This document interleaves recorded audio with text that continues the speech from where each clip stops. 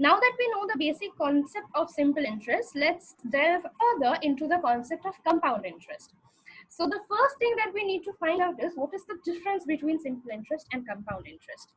Essentially, simple interest is interest which is calculated on principal, and that principal amount never changes.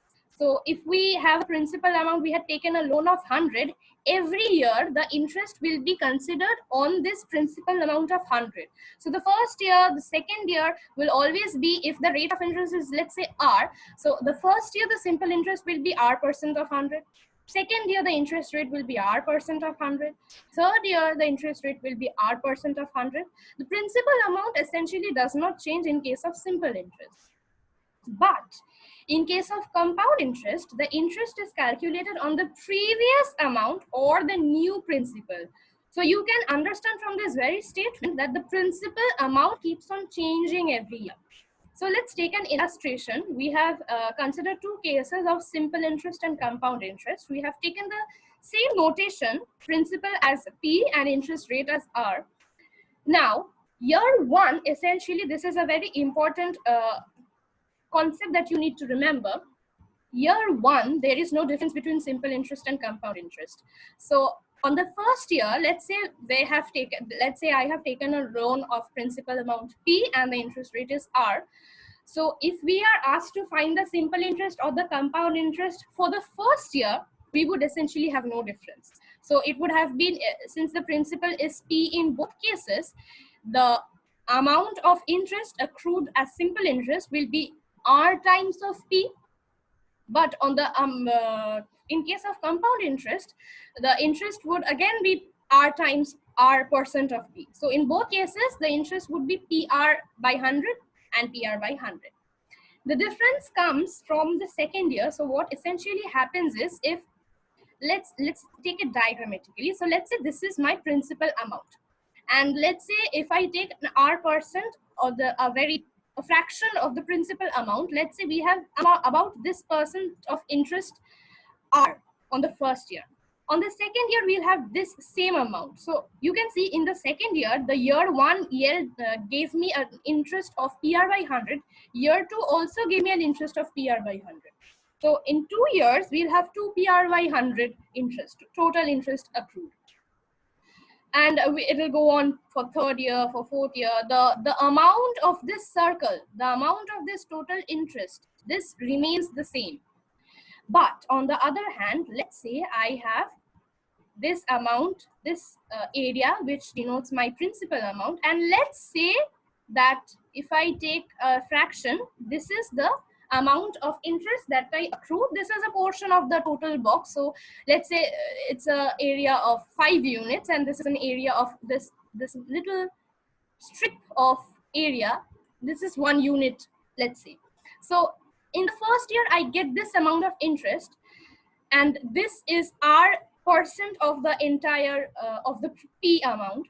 But what happens next year, when we take R%, we don't take R% of this big P only. We take R% of this entire block. So what essentially happens is, the second year, the principal amount increases. So what do you call this? The first year, when I had this amount of principal and this strip, which I take as the interest, if I add that principal amount and the interest, I essentially get the amount for the first year. So the next year, when I calculate the interest, I calculate the interest on the previous amount. As I've mentioned before, interest is calculated on the previous amount, which becomes my new principal. So every time the principal amount gets, the new principal amount is the addition of the previous principal and its previous interest. So principal amount essentially keeps on increasing. And as you can guess, compound interest, calculation of compound interest will yield you more interest rate than, or yield you more interest than calculation of simple interest. So just for sake of saying, if in real life you're asked, you're giving a loan to somebody and they ask you, do you want simple interest or compound interest? Compound interest will give you more return. So I don't know if you need that, but well, let's see. Yeah, so that's essentially, as you can see, year one gave me PR by 100 in both cases, simple interest and compound interest.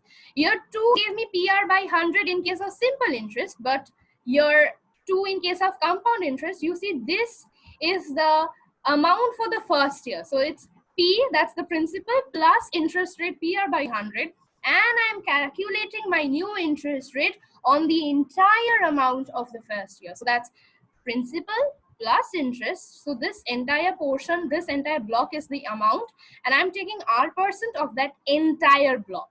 Had it been simple interest, this portion wouldn't have been there. So you could have got just merely PR by 100, and that would have matched with the simple interest. This portion is also considered in case of compound interest. So that is the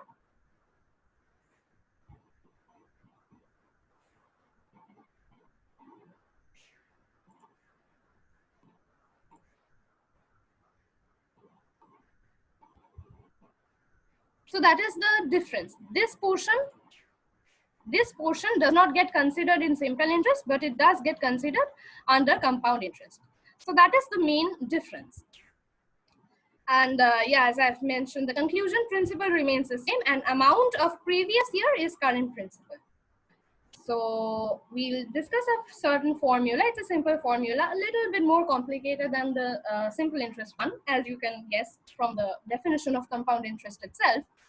Year one, the simple interest is the same as, the interest calculated in case of compound interest is the same as that of the simple interest. So it's PR by 100, and the amount, as I've mentioned before, is principal plus simple interest. So that's P plus PR by 100.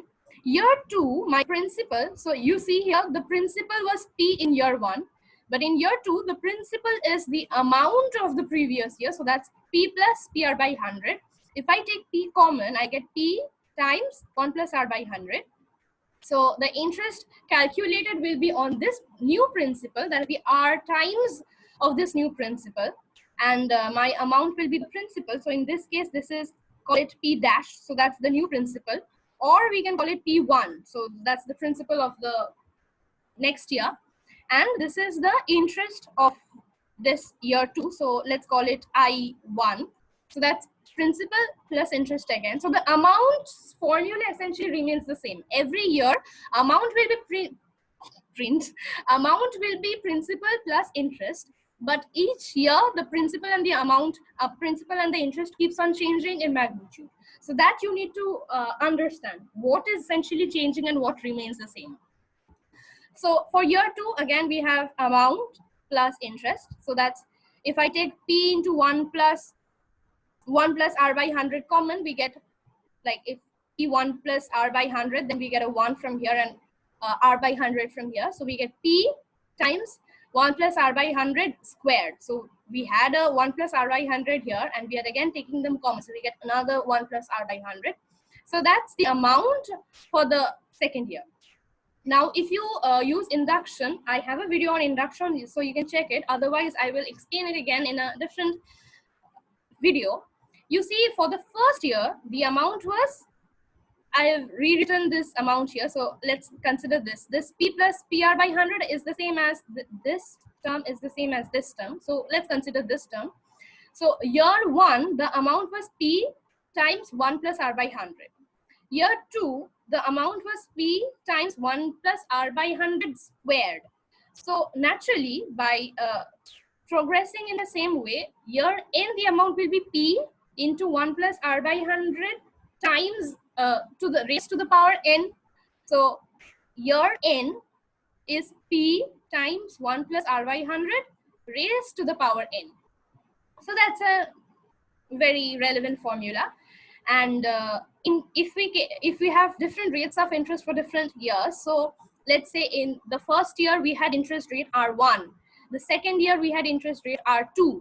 So in that case, what would have happened is the principal would have been 1 plus R1 by 100, and the interest rate would have been R2 by 100 times the amount. So it would have been P1 plus R by 100. This would have been 1.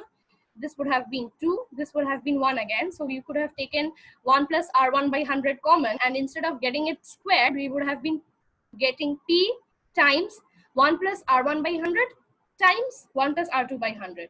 So you see that's what I've written, T times 1 plus R1 by 100 times 1 plus R2 by 100, and it would have progressed in the same way.